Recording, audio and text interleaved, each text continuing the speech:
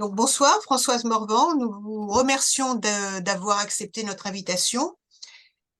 Pour vous présenter en quelques mots, vous êtes avant tout une passionnée de l'écrit, de la poésie en particulier.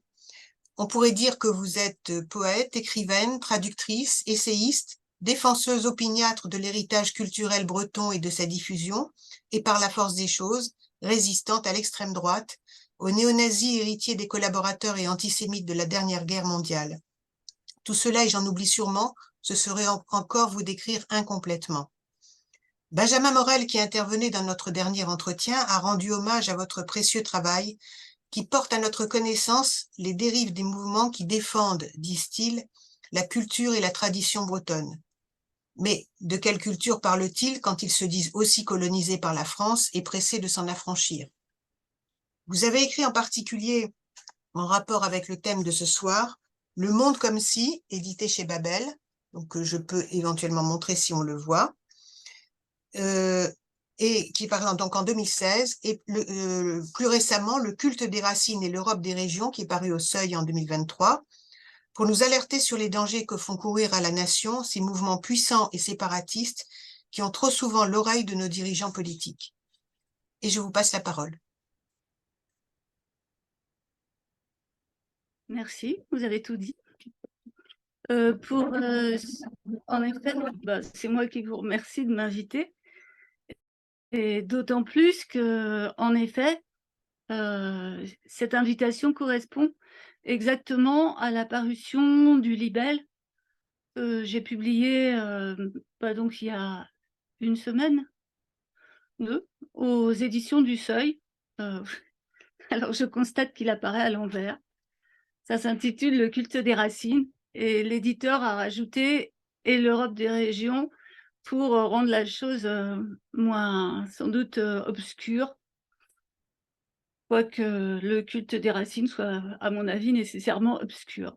Mais en effet, c'est un livre qui est pas, c'est un tout petit livre, hein, c'est 50 pages, 60 pages, et c'est en quelque sorte une piqûre de rappel après Le monde comme si, qui est pas paru en 2016, il est paru il a été réédité à maintes reprises et notamment en 2016, mais il est paru en 2002, donc il y a plus de 20 ans, et je peux dire qu'en plus de 20 ans, ce livre qui faisait quand même le point sur un certain nombre de sujets et qui appelait à un débat, principalement, qui appelait surtout la gauche à vigilance. C'était l'année où Lionel Jospin s'était trouvé,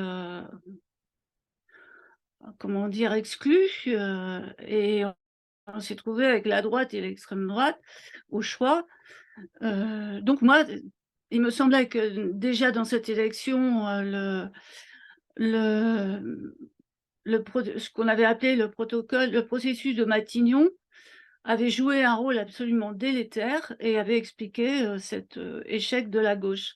Donc voilà, j'ai publié Le monde comme si, en espérant ouvrir un débat. Je peux dire après 20 ans que ce débat a été absolument impossible et qu'il reste impossible. Donc je vous remercie d'autant plus de me permettre de présenter le culte des racines, puisque d'abord c'est la première présentation, et je sais qu'en Bretagne, en tout cas, il n'y en aura certainement pas d'autres. Donc voilà, c'est aussi une piqûre de rappel, mais c'est aussi une manière de faire le point après 20 ans sur, moi j'appelais à un débat. Ce débat a été absolument impossible pour des raisons intéressantes, parce que quand on en arrive à ce degré de censure, il y a forcément un problème. D'autre part, c'est aussi une manière de faire le point sur la situation. Bon, cette année, enfin, il devait paraître en mai, et la situation a tellement évolué que j'aurais voulu le réactualiser. C'est-à-dire là, on n'arrive plus vraiment à suivre. Mais donc, le débat n'a pas pu avoir lieu en Bretagne, mais je dirais que le but de ce libelle, c'était aussi de ne pas centrer tout sur la Bretagne, mais bien de dire que la même situation se produit avec tous les interlocuteurs que j'ai pu avoir, en France, comme disent les nationalistes bretons, mais c'est-à-dire avec aussi des Corses, des Basques, des Belges, en France, donc enfin, dans des circonstances de lutte contre l'ethno-régionalisme assez semblables, et en Provence, des Provençaux qui résistaient à l'Occitanie, ça se trouve. Et donc, voilà, j'ai rencontré vraiment quand même beaucoup de personnes, et elles aussi se sont trouvées face à une impossibilité d'ouvrir un débat, je dirais, normal. D'autre part, ce qui rend cette rencontre aussi très précieuse pour moi, c'est que je m'inscris uniquement là, ici, dans le prolongement de la dernière conférence qui était celle de Benjamin Morel. Donc, pour ceux qui n'auraient pas suivi la conférence, l'essai de Benjamin Morel, La France en miettes, a l'immense avantage de poser enfin, ce que moi j'ai à dire dans un débat beaucoup plus vaste et d'ouvrir les problèmes. Et lui, c'est un politologue. Moi, je ne suis ni politologue, ni juriste. Tout ce que je suis, mais là, vous l'avez très bien dit, la seule chose qui m'intéresse, c'est la poésie, en fait. Et je considère que la poésie, c'est aussi la manière de résister. D'abord, je n'aurais pas traduit comme je l'aurais fait si je ne m'étais pas intéressée à la poésie. J'aurais refusé de falsifier les manuscrits qu'on m'a demandé de falsifier pour les mettre en orthographe surunifiée si je ne m'étais pas intéressée au texte par la poésie. Et là, ce qui amène ma protestation et qui explique que tout en n'étant pas entendu et tout en étant voué aux gémonies par tout ce que le nationalisme breton peut compter de machistes et autres, ça ne me perturbe pas vraiment, parce que je considère qu'il y a une espèce de détournement, de dévoiement de la culture, et c'est ça mon sujet, je dirais. Voilà. Le détournement de la culture, mon sujet n'est pas les écoles d'Iwan, quoique, bien entendu, j'en parle dans Le Monde comme si, et ça fait partie du contexte. Mon sujet n'est pas vraiment non plus l'exploitation de la langue et de la culture à des fins politiques, ça en fait partie également. Mon sujet, c'est vraiment, enfin, la raison de mon indignation, pour tout dire, devant ce qui se passe en Bretagne, mais ailleurs aussi, mais bon, comme je suis en Bretagne, je le vois de plus près, c'est ce dévoiement de la culture, cette fabrique d'une fausse culture qui empêche finalement une libre respiration, une circulation normale des idées. J'en suis l'exemple, puisque je suis interdite de que ce soit le sujet sur lequel je m'exprime, sur le sol breton. Ailleurs, je peux m'exprimer librement. Et donc, voilà, j'en profite. J'aimerais bien quand même m'inscrire dans la continuité vraiment de ce qu'avait dit Benjamin Morel, parce que j'ai l'impression que je vais rétrécir un sujet qui a été positionné de manière beaucoup plus intéressante que je ne pourrais le faire par Benjamin Morel. Donc, son exposé, si je le résume à 3 idées principales, c'était d'abord l'opposition au projet du gouvernement de procéder à une décentralisation asymétrique, enfin, l'instauration d'une république à dimension variable, ce qu'on appelle la loi 3DS, donc, dont il a parlé de manière très intelligente, à mon avis. 3DS, la différenciation, la décentralisation, la déconcentration et la simplification. Je pense que la simplification, c'est un effet d'humour, malgré tout. Peut-être, je ne me l'explique pas autrement. En tout cas, le mot important dans cet ensemble étrange, c'est bien sûr le mot différenciation. Ça, c'est la grande nouveauté. Et c'est sur quoi on a d'extrêmes difficultés à s'exprimer. Donc l'exemple qu'a donné Benjamin Morel, c'est celui du meurtre de Yvan Colonna, l'assassin du préfet Irignac, qui produit un effet absolument sidérant, c'est-à-dire l'arrivée de Gérald Darmanin pour donner l'autonomie à cette île. Sur quoi le Conseil régional de Bretagne demande également l'autonomie au nom des Bretons, au nom d'un surplus de démocratie, mais sans que jamais les Bretons aient été consultés. Donc voilà, c'est dans ce cadre-là que les problèmes que je pose s'inscrivent, c'est-à-dire le rôle du gouvernement. D'autre part, la deuxième idée qu'illustrait Benjamin Morel de manière, à mon avis, brillante, c'est l'élargissement de ces problèmes à toutes les régions périphériques qui, à la suite de la Corse, à la suite de la Bretagne, vont également être amenées à demander leur autonomie, sachant que l'autonomie n'est qu'un préambule à l'indépendance. À partir du moment où on défend une nation, cette nation, elle n'a pas vocation à rester tributaire d'une autre. Voilà, donc c'est une sorte de boîte de Pandore qu'il a, enfin, qu'il a dénoncée de manière très claire. Et la troisième idée qu'il a exposée et qui va bien au-delà de ce que je dis, mais qui est une sorte de développement de ce que moi je dénonce, c'est-à-dire que la France arrive tardivement dans ce processus d'évolution, si l'on veut, d'émancipation des anciennes provinces et nations sans État opprimées par l'État central. Donc on arrive tardivement. On pourrait croire que, comme on a vu ce qui se passait en Grande-Bretagne, en Espagne, en Belgique, on se garderait bien d'engager un processus semblable. Et au lieu de ça, on a l'impression qu'on est en face d'un aveuglement institutionnalisé et sans protestation. C'est quelque chose en Bretagne qui est sidérant parce que, comme je terminais, j'espérais pouvoir réactualiser un peu ce libelle avant qu'il ne soit publié. Je surveillais quand même un peu les événements. Et lorsque j'ai vu que le conseil régional remettait un rapport soigneusement mijoté pour demander l'autonomie, je me suis précipitée sur la presse régionale pour voir comment l'événement était traité. Et c'était très intéressant parce que Ouest France titrait sur les punaises de lit.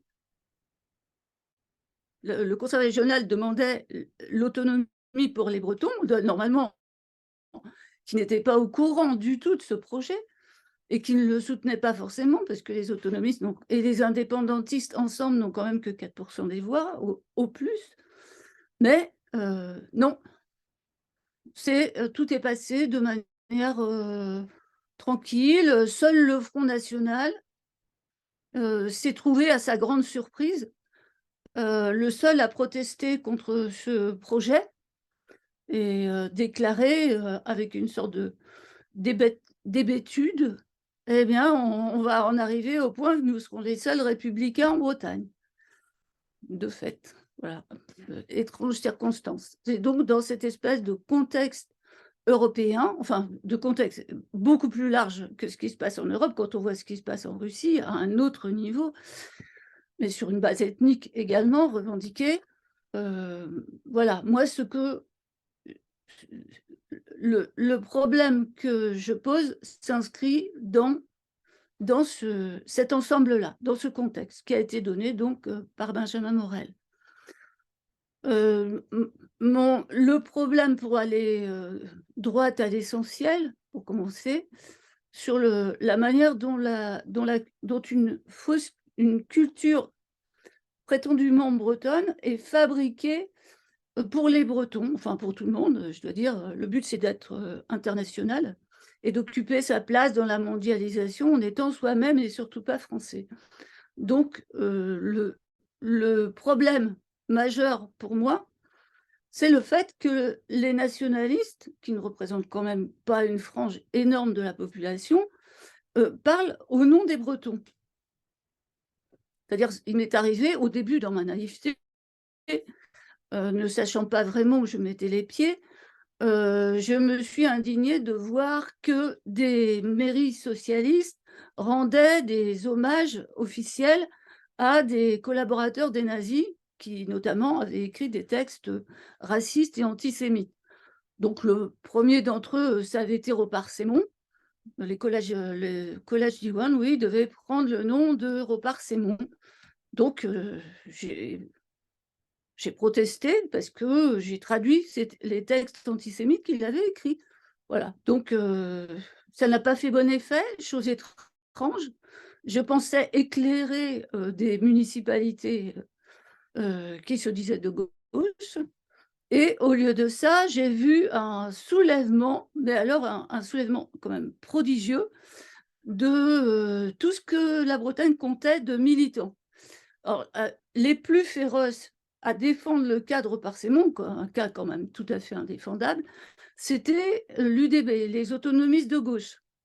Enfin, les autres aussi, hein, mais je dirais que du côté d'Alzao et des militants néo-nazis, il y avait une cohérence. Et au moins, ils étaient fidèles à leurs origines.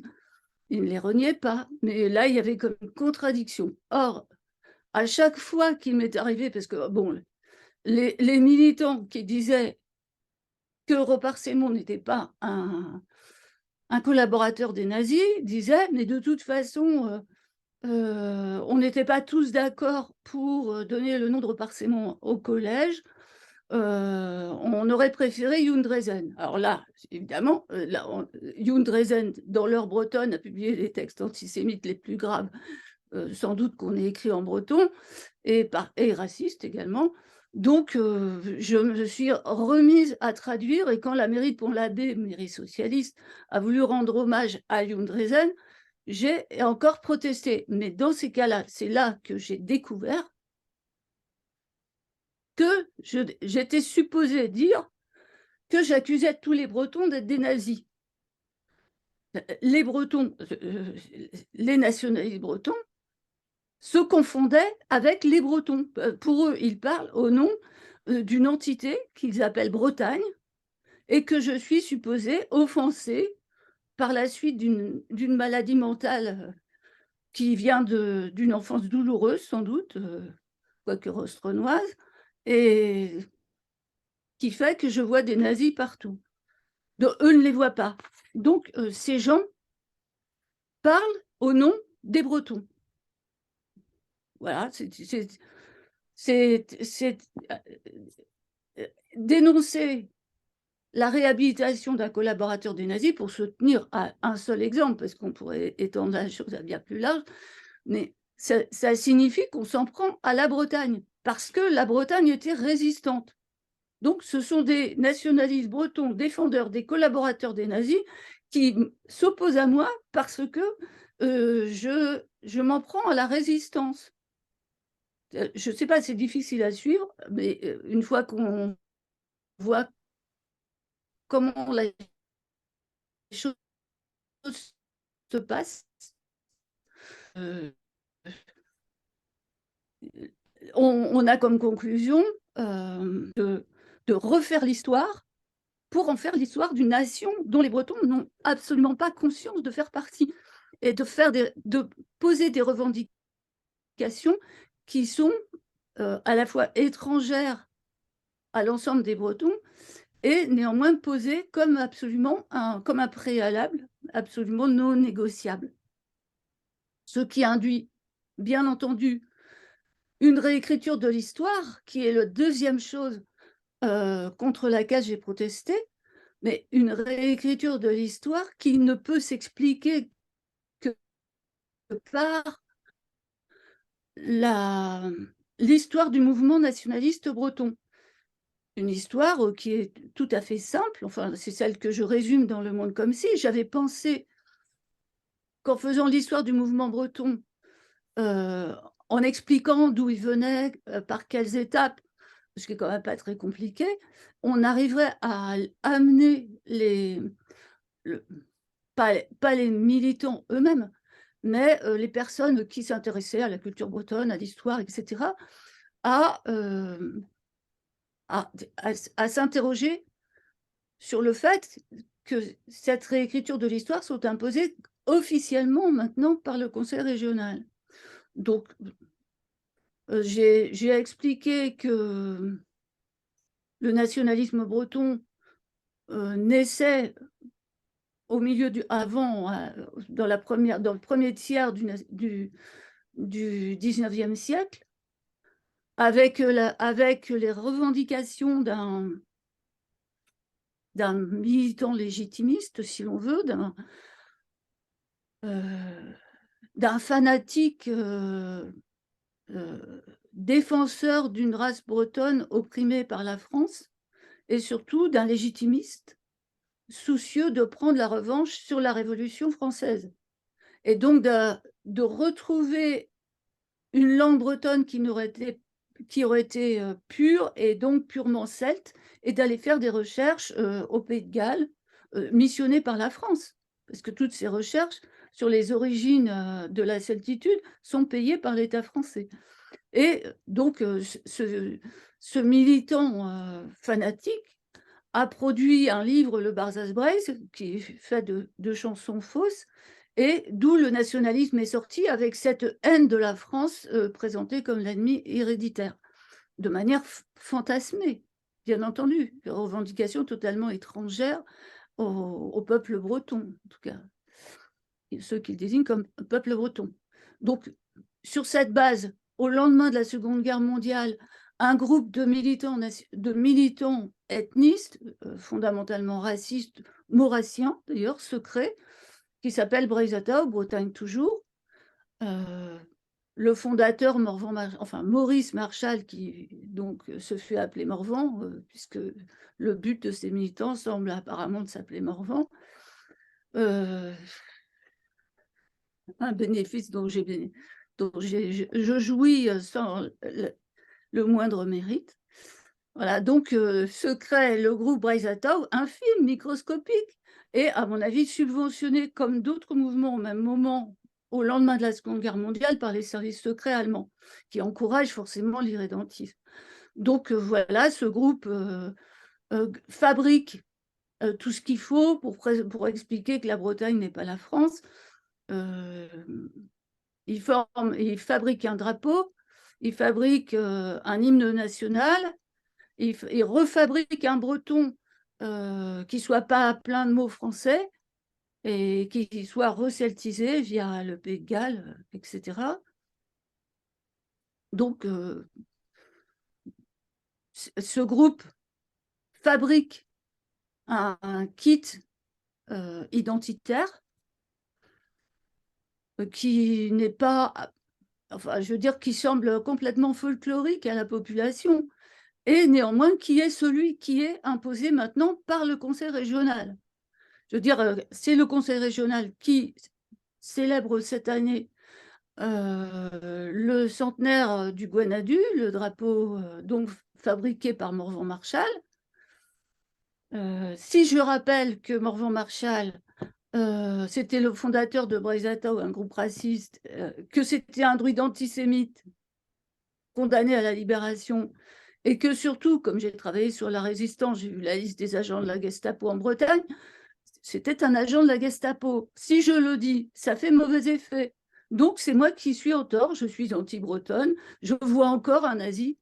C'est-à-dire, le fait qu'il soit nazi ne fait aucun doute, mais la question c'est que je le vois et surtout que je le dis. C'est quelque chose qui ne doit pas être dit. Ah, bon.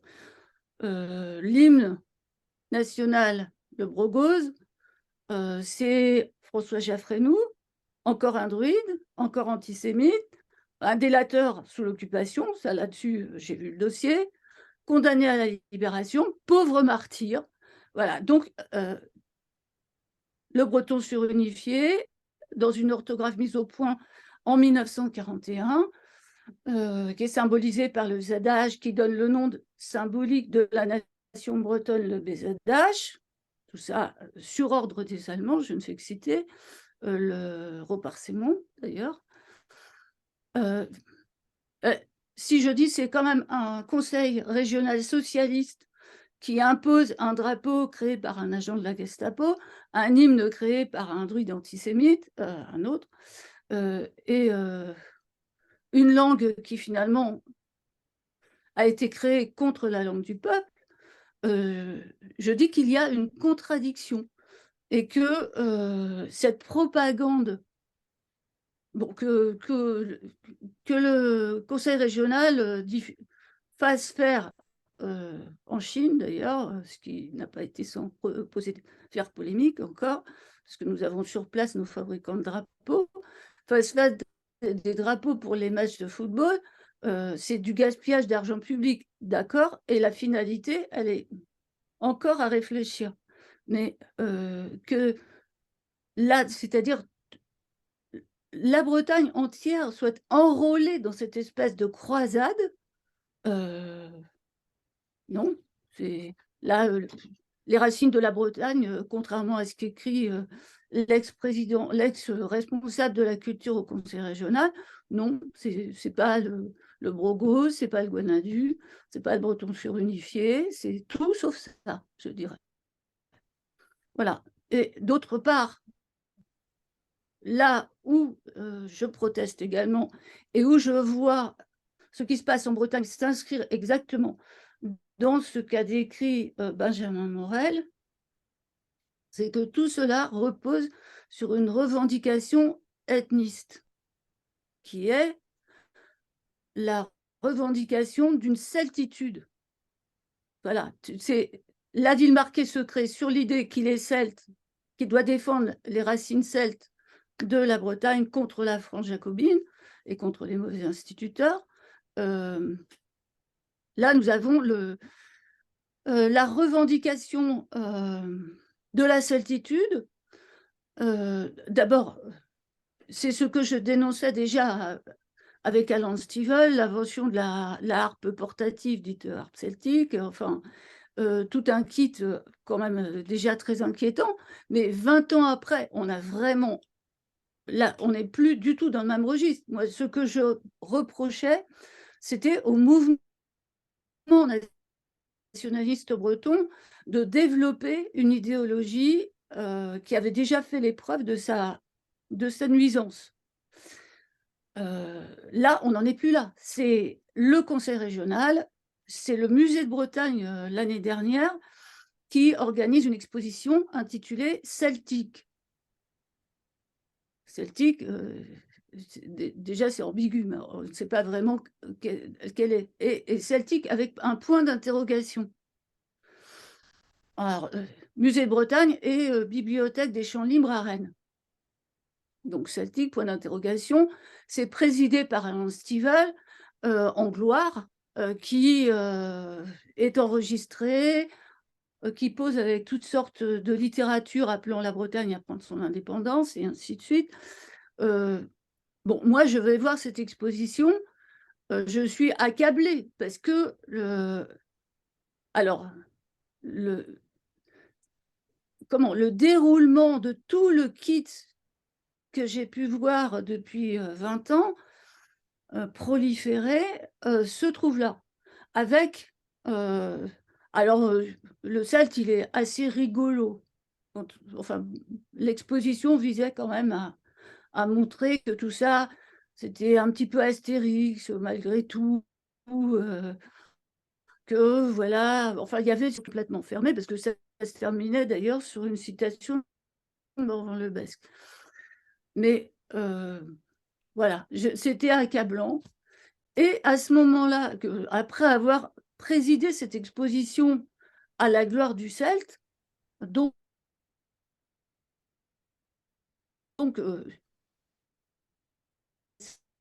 celtitude.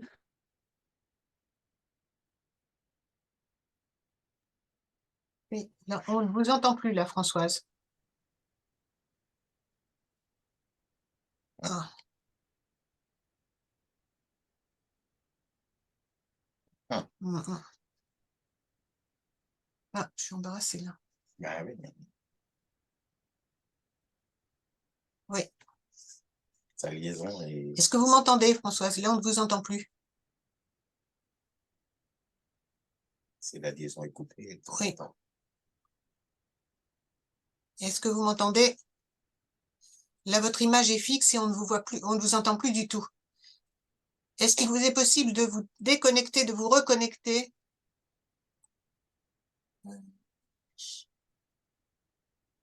Le franc, je pense qu'il va, c'est ce qu'il va falloir qu'elle fasse. Ah. Elle est partie d'ailleurs. Bon, bah, mes amis, pour l'instant, nous avons perdu Françoise Morvan. Je pense qu'elle va essayer de se reconnecter.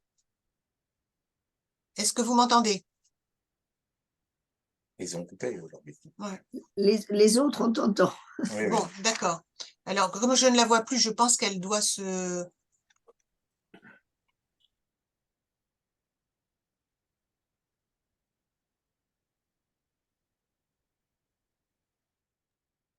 C'est à vous.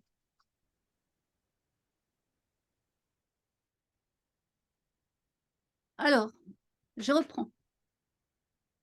J'en étais au cœur de notre débat, c'est-à-dire à la promotion de la certitude comme étant la caractéristique qui amène forcément la nation bretonne, supposée du moins, à prendre son indépendance, et donc à la défense d'une certitude imposée comme caractéristique des Bretons. Donc l'exposition qui avait eu lieu à Rennes, enfin qui a eu lieu à Rennes l'an passé, était donc présidée, enfin avait comme président d'honneur Alan Stivell. L'exposition s'intitulait Celtique avec un point d'interrogation. Et après avoir glorieusement présidé et inauguré cette exposition, Alan Stivell s'est rendu compte qu'il y avait des cartouches, des panneaux de cette exposition qui ne convenaient pas, et que le point d'interrogation était absolument hérétique parce que le breton est celte ou n'est pas. Voilà. Donc une grande polémique s'en est suivie. La directrice du musée de Bretagne a immédiatement changé les cartouches de présentation selon les directives des nationalistes. Et ensuite, lors du Festival interceltique de Lorient, un grand colloque international a été organisé pour, cette fois, promouvoir la celtitude avec des arguments linguistiques, historiques, et des historiens prêts à démontrer qu'ils étaient celtes, etc. Que tout ça, c'était absolument indispensable. C'était le substrat de la Bretagne telle qu'elle l'était, malgré la France. La directrice des champs libres, donc de la bibliothèque, est venue s'excuser et présenter un projet œcuménique en dépit de ce point d'interrogation hérétique. Voilà, donc c'est là qu'on en est. Il va de soi que le président du conseil régional est allé à Lorient à ce colloque, et que tout ça s'est passé avec la bénédiction du conseil régional. Donc, il faut quand même préciser que depuis 20 ans, c'est-à-dire depuis l'écriture du Monde comme si, les archéologues ont quand même fait beaucoup de progrès, et que les archéologues anglais et certains archéologues français, notamment Jean-Louis Bruno, expliquent tout simplement que cette certitude, c'est un fantasme, voilà, qui ne repose sur rien de ce qui est développé, en tout cas, pour argumenter les volontés d'irrédentisme de la région.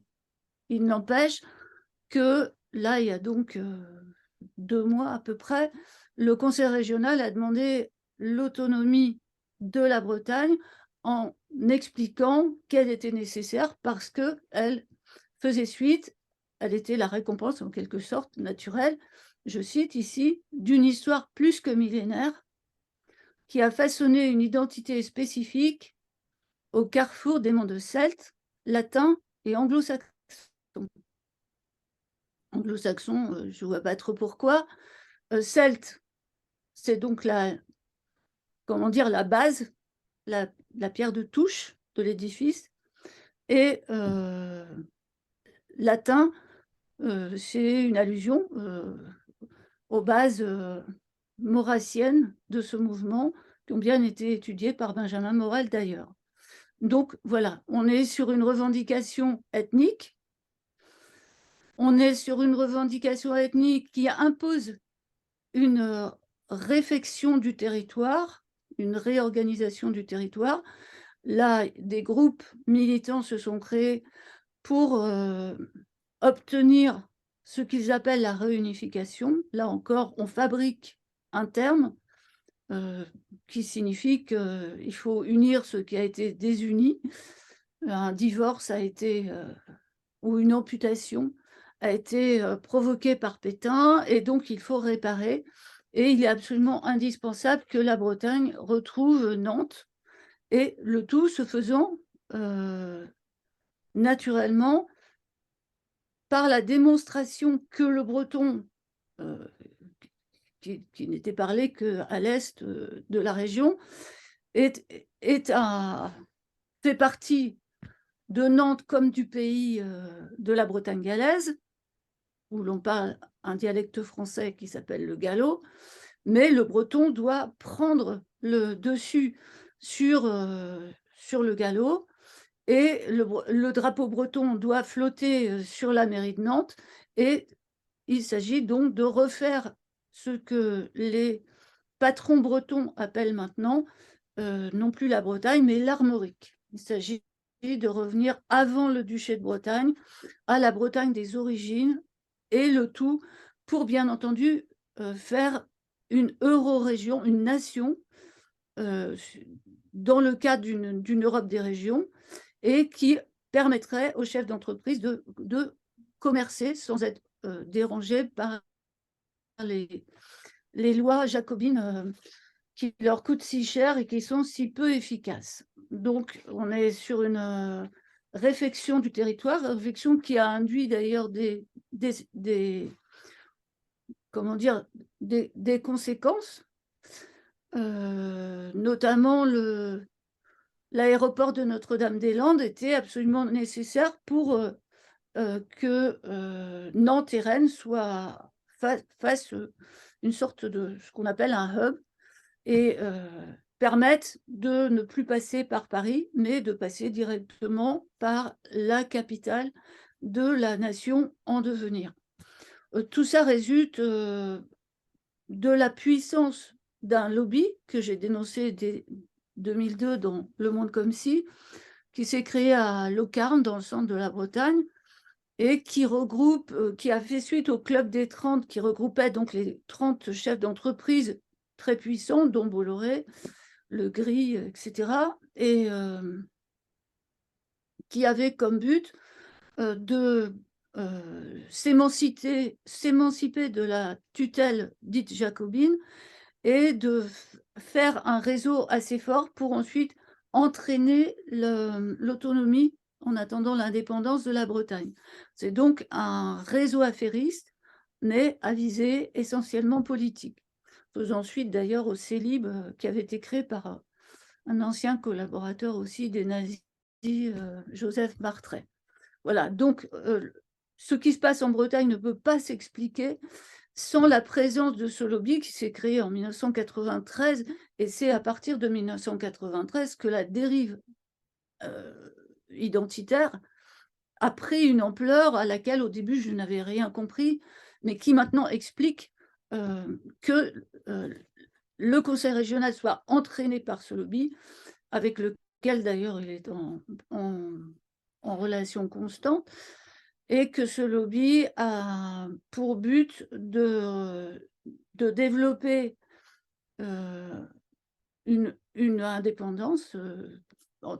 Quand il s'exprime de manière claire, c'est bien le projet qui est défendu. En attendant, en tout cas, l'autonomie, c'est toujours bon à prendre, et le tout en relation constante entre la Bretagne et la Loire-Atlantique. Donc le but, c'est de faire une euronation sur base ethnique. C'est ce qui explique d'ailleurs, enfin, à un certain moment, ces chefs d'entreprise se sont sentis assez forts pour affronter l'État, et ils ont fait une sorte de test en 2013, donc ça a été la prétendue bataille, révolte des bonnets rouges qui était organisée précisément par ce lobby, par les chefs de ce lobby, qui se sont ensuite rassemblés avec le lobby autonomiste. Voilà. Donc, la révolte des bonnets rouges a été absolument glorieuse, puisque l'écotaxe n'a pas été votée, a été retirée, ce qui a coûté 1 milliard à l'État.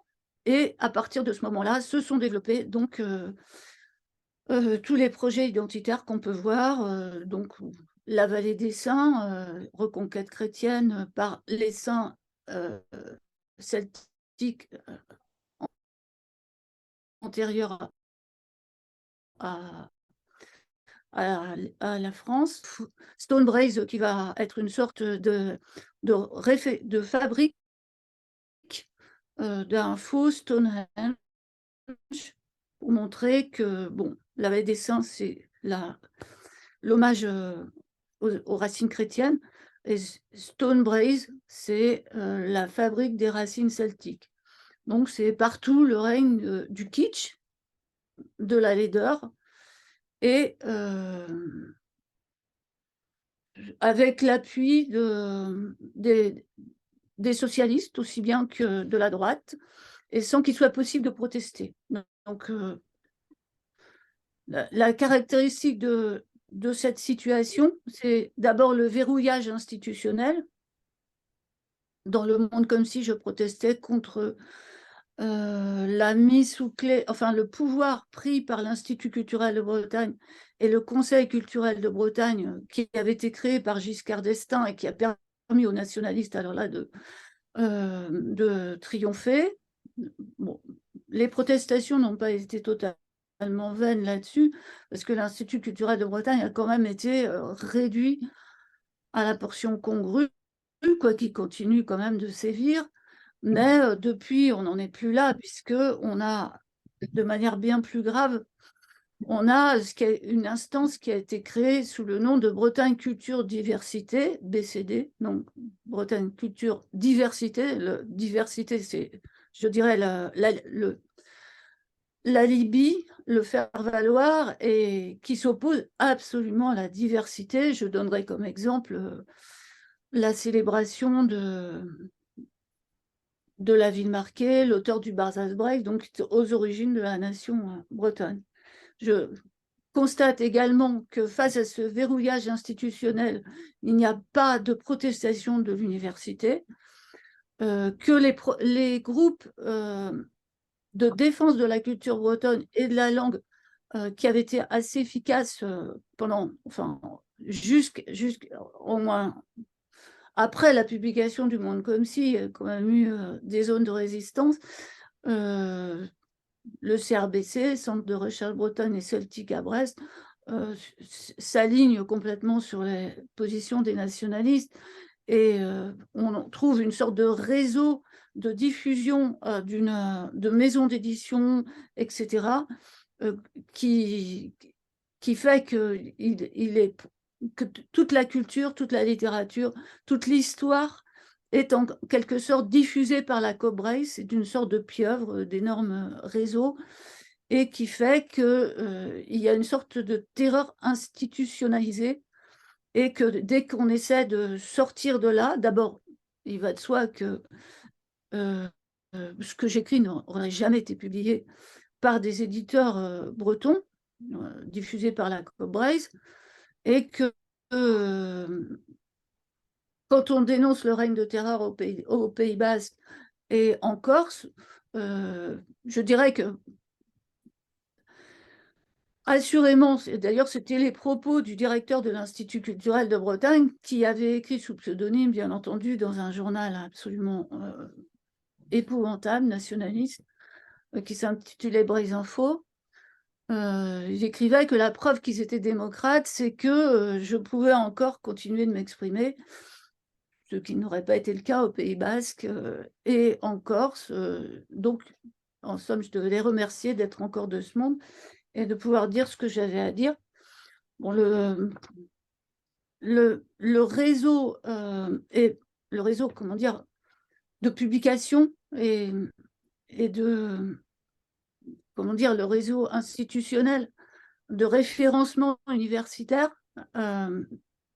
est considérablement aggravé, enfin c'est considérablement aggravé depuis quelques années par le biais de Wikipédia, où les militants nationalistes sont jour et nuit, je dirais, à travailler, à donner leur version des faits. J'en sais quelque chose puisque j'étais l'une de leurs cibles. Donc voilà, la conclusion, c'est qu'on arrive à une situation de verrouillage, et que ce qui me semble grave, c'est que toutes ces instances sont faites avec l'appui de l'État français, dont les militants appellent à la disparition. Là, j'ai fait des articles sur, pas sur Diwan, mais sur Stumdi. Mais Stumdi, c'est un organisme de formation d'enseignants qui apprennent le breton pendant 6 mois et après sont chargés donc de l'enseigner. Il y a eu des protestations parce que l'organisme avait des pratiques quand même assez étranges.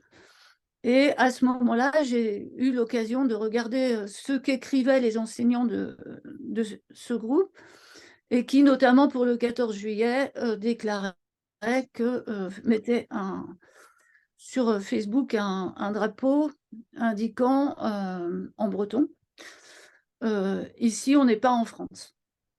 Donc ici on n'est pas en France. Voilà, c'est le mot d'ordre de ces gens qui sont payés sur fonds publics. Voilà, il y aurait évidemment à étudier aussi le rôle des institutions européennes, mais là, ça serait une autre rencontre, un autre problème qui mériterait d'être étudié en détail. Ce que là, je ne peux pas faire, j'ai simplement essayé de faire le tour de la question et de poser les problèmes tels qu'il serait absolument impossible de les poser en Bretagne, et donc d'essayer d'ouvrir le débat. Voilà.